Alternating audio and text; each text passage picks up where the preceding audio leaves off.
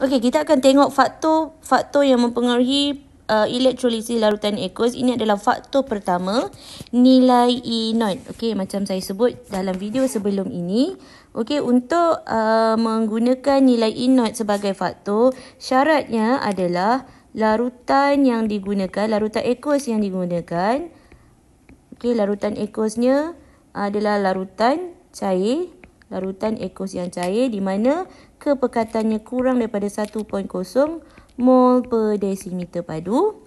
Yang kedua, elektrod yang digunakan adalah elektrod lengai. Okey, contoh elektrod lengai ni adalah elektrod karbon. Okey, atau platinum atau grafit. Okey, jadi macam sebelum ni saya sebut anion, macam mana kita nak pilih ion-ion yang akan dinyaskan di anode. Okey, akan ada beberapa anion, maka anion yang inatnya lebih negatif akan dipilih. Okey, dalam siri kerupayan elektrod ni akan mudah dinyaskan. Jadi dia akan dipilih untuk dinyaskan dengan menerima elektron dan akan dioksidakan. Okey, ni membebaskan elektron. Okey, membebaskan elektron. Okey, dan di katod, cation yang tertarik ke katod, okey, cation yang mempunyai nilai E0 lebih positif, okey, dalam siri keupayaan elektrod piawai akan lebih mudah dinyaskan dan diturunkan dengan menerima elektron. Okey, menerima elektron. Jadi inilah dia punya cerita tentang nilai E0. Okey, kita tengok contoh. Okey, kita ada larutan kuprum 2 sulfat. Okey, larutan kuprum 2 sulfat 0.1 mol per desimeter padu. Jadi kita dah tahu, ini larutan yang kurang pekat. Okey, ini larutan cair. Okey, elektrodnya elektrod karbon. Okey, ini adalah elektrod lengai. Jadi apa faktor yang kita akan gunakan? Faktor nilai E0. Okey, jadi kita akan gunakan nilai E0. Okey. Biasanya bila kita dapat gambar rajah begini atau soalan begini, kita kenal pasti dulu elektrodnya. Ini terminal positif bateri. Okey, maka ini adalah anode. Okey, ini terminal negatif bateri, maka ini adalah katod. Okey, jadi kita besarkan apa benda yang berlaku dalam tu. Okey, di anode dan di katod. Okey, dalam larutan kuprum 2 sulfat ni, sebelum saya cerita ni, kuprum 2 sulfat. Okey, kuprum 2 sulfat ini dia punya bahan terlarut. Jadi dia akan menghasilkan ion kuprum 2 dan ion sulfat. Manakala air, dia akan terurai separa menjadi ion hidrogen dan ion hidroksida. Maka kita ada kuprum 2 dan hidrogen, cation yang akan tertarik ke katod. Dan kita juga ada sulfat dan hidroksida yang akan tertarik ke anode. Okey, dia akan tertarik ke anode. Maka kita tengoklah gambar ni. Macam inilah jadinya.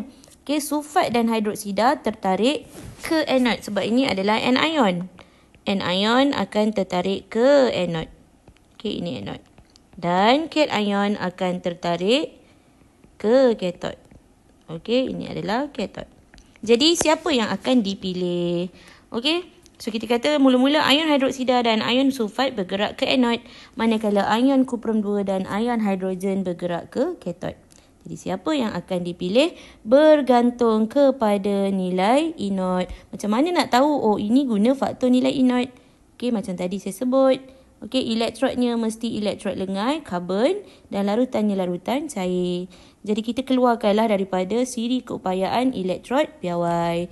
Okey, jadi kita ada ion hidroksida dan juga sulfat. Okey, jadi tengoklah dalam ni. Mana ion hidroksida? Nampak tak ion hidroksida di mana? Okey, ion hidroksida sebelah sini nampak ni. Okey, yang pertama. Dan yang kedua adalah sulfat. Di mana sulfat? Sulfat. Kenapa saya tak nampak sulfat? Kita tengok sekejap apa nilai dia. Okey. Positif okey, sorry, ni dia sulfat. Tak nampak Okey, ini sulfat. Jadi di anode, okey, nilai yang lebih negatif dan nilai lebih positif kan. Okey, jadi kita keluarkan dapatlah ini. Okey, dan didapati bahawa nilai E0 bagi ion hidroksida kurang positif, ataupun kita kata nilai E0 bagi ion hidroksida ini lebih negatif. Okey, lebih negatif berbanding E0 ion sulfat. Maka ion hidroksida yang akan dipilih untuk dinyahcaskan dan dioksidakan pada anod. Maka pengoksidaan kan kita baca dari kanan ke kiri. Jadi persamaannya adalah OH. Okey, dia akan bebaskan elektron, menghasilkan oksigen dan juga air. Okey, dia bebas elektron. Okey, kemudian kita seimbangkan. Okey, sini ada 2 campur 3. Ada 3 oksigen, so saya genapkan sini 2. Maka ada 4 oksigen, sini 4. 1 ion hidroksida bebas 1 elektron. 4 ion hidroksida bebas 4 elektron. Jadi ini apa yang berlaku di anod. Okey, ion hidroksida yang dipilih untuk dinyahcaskan. Maka elektron tu akan bergerak. Jadi di sini ion hidroksida dah bebas elektron. Maka elektron tu akan bergerak. Ini ada elektron So elektron tu akan bergerak sampailah di katod. Okey, dah sampai dah elektron kat sini. Kecilkan sikit. Okey, ni elektron tak nampak ada elektron. Jadi elektron dah sampai dah dekat katod. Okey, dekat katod tadi ada siapa? Ni elektron dah sampai. Tadi yang ini dia bebaskan elektron. Ini elektron dia nak pergi. Okey, ini elektron dia sampai. Okey, jadi sampai di sini siapa yang akan terima? Okey, tengok lagi nilai E0. Di katod, E0 yang lebih positif yang akan dipilih untuk dinyahcaskan. Jadi hidrogen adalah nilai E0-nya kosong. Manakala kuprum nilai E0-nya positif 0.34. Okey, ion kuprum 2.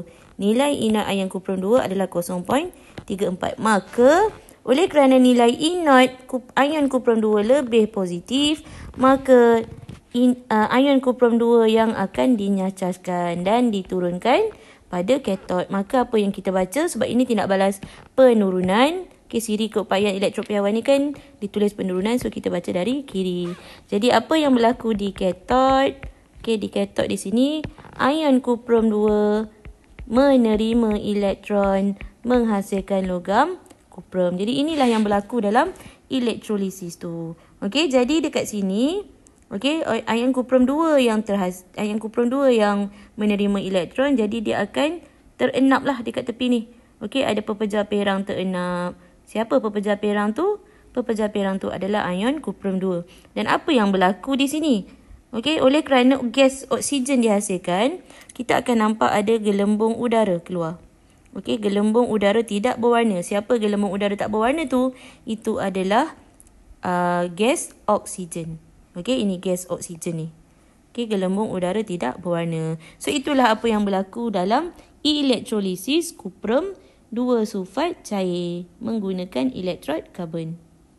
Okey, itu contoh pertama. Okey, kita pergi tengok dia punya carta alih. Macam tadilah. Kita kena tahu apakah ion-ion yang hadir. So, ion yang hadir kuprum 2 sulfat, hidrogen hidroksida. Okey, ini yang kita kena buat persamaan pengionan tadi. So, kuprum 2 sulfat menghasilkan ion kuprum 2 dan ion sulfat. Ion kuprum 2 dan ion sulfat. Manakala air, bila dia terurai, dia jadi hidrogen dan hidroksida. So, kat sini kita dapat ion-ion yang hadir. Kemudian, ion yang bergerak. Okey, katod tarik cation, anod tarik anion. So, ini anod, dia tarik ion negatif. Katod akan tarik ion positif. Okey, dah dapat dah siapa yang tarik anod di anod dan di katod. Kita pilih pula ion yang dinyahcaskan. Ini bergantung kepada nilai E0. Okey, kita tengoklah faktor dia. Okey, oleh kerana ini larutan cair, elektrodnya karbon, maka nilai E0. E0 yang lebih negatif akan dipilih di anod. Okey, jadi ion hidroksida yang dipilih. Nilai E0 yang lebih positif, cation, okey, akan dipilih untuk dinyahcaskan dan kuprum lebih positif. Jadi kita pilih ion kuprum 2. Okey. Sebab kenapa ion hidroksida tadi dipilih? Ni sebabnya. Kerana nilai E0 ion hidroksida kurang positif atau lebih negatif berbanding E0 ion sulfat. Okey, dan dia ni E0 ion kuprum 2 lebih positif berbanding E0 ion hidrogen. Itu sebab kenapa dia dinyacaskan. Okey, lepas tu tulislah persamaan ion dia. Pastikan persamaan setengah persamaan setengah atau setengah persamaan di anode dan di katodnya mesti seimbang. Okey. Kemudian apa pemerhatian? Yang kita nampak di sini adalah gelembung udara tidak berwarna. Okey, bukannya kalau air ni kita tak nampak sebab dia larutan tak ada warna kan, dan memang kita guna larutan so tak apa-apa nak nampak. Jadi kita tulis pemerhatiannya adalah gelembung udara atau gelembung gas tidak berwarna dibebaskan. Okey, dan di sini macam biasa oleh kerana logam kuprum maka pepejar perang akan terenap. Okey, apa nama hasil yang terbentuk oksigen yang di katod adalah kuprum. Penerangan, okey, penerangan ni rujuk kepada persamaan ion. Persamaan setengah persamaan. So 4 ion hidroksida membebaskan 4 elektron membentuk molekul oksigen dan air. Okey, untuk yang sini ion kuprum 2 menerima 2 elektron. Okey, ini berdasarkan dia punya persamaan setengah. Okey, membentuk atom kuprum. Maka tindak balas penurunan berlaku di katod, penoksidaan berlaku di anod. Okey, itu contoh dia lah. Okey, kita daripada sini kita dah dapati semua betul. Okey, kalaulah kamu tersilap dari awal ion yang tertarik ke anod dan katod, maka yang bawah itu semua akan salah, dia terbalik. Bila terbalik, daripada contohlah markah ada 12, kamu akan dapat kosong. Okey, dia akan salah semua.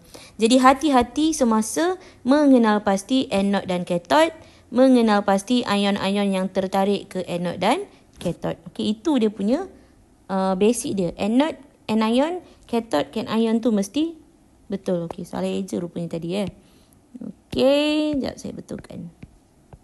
Baik. Anion. Okey. Kita pergi contoh kedua. Okey, contoh kedua ni saya ada terangkan elektrolisis larutan asid sulfurik cair menggunakan elektrod karbon. Okey, dah lah cair guna elektrod karbon, tak lain tak bukan guna faktor nilai E0. Okey, jadi kalau gambar rajah begini macam biasa. Okey, ini positif bateri, ini negatif bateri, maka ini anode, ini adalah katod. Okey, kalau benda ni katod anode ni dah terbalik, maka yang lain tu memang bahaya. Okey, jadi akan terbalik. Okey, jadi apakah ion-ion yang ada dalam larutan? Jadi kita tengok persamaan pengionan asid sulfurik, maka asid sulfurik mengion menghasilkan ion hidrogen dan ion sulfat. Okey, manakala air mengion separa menghasilkan ion hidrogen dan ion hidroksida. Okey, jadi apakah ion yang tertarik atau bergerak ke anode? So anode tarik anion. So kita ada sulfat dan hidroksida. Di katod ada satu sahaja, ion hidrogen, tak ada ion lain. Dua-dua hidrogen kan, jadi ion hidrogen sajalah. Okey, jadi kita tengoklah dalam siri tadi. So dalam siri tadi, siri keupayaan elektrod piawai. Okey, macam tadi tu kita dah tengok sulfat. Oh, besar tak nampak Okey, kita ada sulfat, sama kan? Sulfat kita punya nilai inert adalah positif 2.01, manakala hidroksida inertnya adalah positif 0.40. Maka di sini kita akan pilih inert yang lebih negatif. Siapa yang lebih negatif? Hidroksida. Jadi kat sini, okey, ion yang dinyacaskan pada anode adalah ion hidroksida. Okey, ion hidroksida. Okey, hati-hati kalau dia kata namakan, maka kena namakanlah. Kalau dia kata nyatakan saja, boleh letak formula. Okey, sebab ion dinyacaskan, okey, sebabnya apa? Nilai inert ion hidroksida kurang positif atau kita kata lebih negatif berbanding inert ion sulfat. Okey, jadi kita pilih dia lah. Okey, apakah persamaannya? Okey, persamaannya oleh kerana dia berlaku di anode. Okey, berlaku di anode, maka tindak balas pengoksidaan berlaku dari kanan ke kiri. Okey, so kita tulis dekat sini. Dari kanan ke kiri.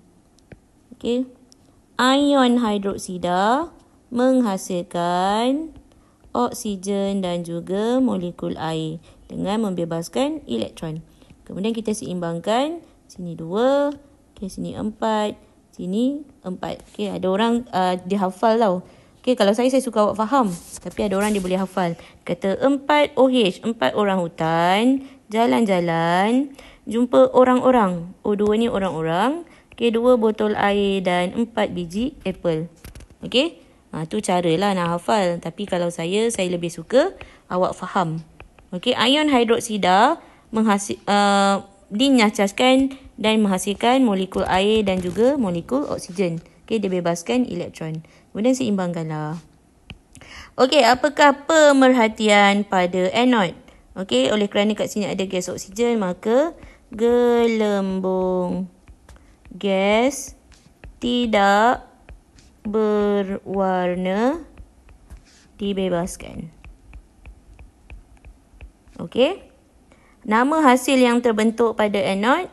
Okey, gas oksigen dan air. Okey, penerangan pembentukan. Jadi kita kata 4 ion hidroksida membebaskan 4 elektron menghasilkan molekul oksigen, dan air. Okey, jadi tindak balasnya adalah tindak balas penurunan. Kerana kat sini, penurunan. Apa ni? Sorry ya. Pengoksidaan kerana dia membebaskan elektron. Okey, baru siap sebelah. Okey, sebelah lagi kita ada ion hidrogen. Memang tak ada yang lain, maka ion hidrogen lah dipilih untuk dinyacaskan. Okey, saya padamlah bagi warna lain sikit. Okey, so saya kat sini guna warna biru. Okey, ini ada ion hidrogen. Ion hidrogen sahaja yang ada dalam larutan tu. Jadi ion hidrogen yang dinyacaskan. Jadi kita kata kerana ion hidrogen sahaja, ion yang wujud dalam elektrolit tersebut. Okey, kalau ada 2 kita pilihlah guna inode yang lebih positif. Tapi ini ada 1 je. Okey, jadi ion hidrogen bila dia nyacaskan, dia akan menghasilkan gas hidrogen. Okey, oleh kerana ini di katod, maka dia akan terima elektron. Okey, kita seimbangkan dia. Sini hidrogen H2. So, sini 2, sini 2. Okey, jadi apakah pemerhatian? Hidrogen ini juga adalah gelembung gas tidak berwarna juga. Okey, jadi gelembung gas tidak berwarna dibebaskan ataupun terbentuklah. Okey, nama hasil gas hidrogen. Okey, penerangan 2 ion hidrogen menerima 2 elektron menghasilkan molekul hidrogen. Dan tindak balas penurunan berlaku. Okey, itulah 2 contohnya.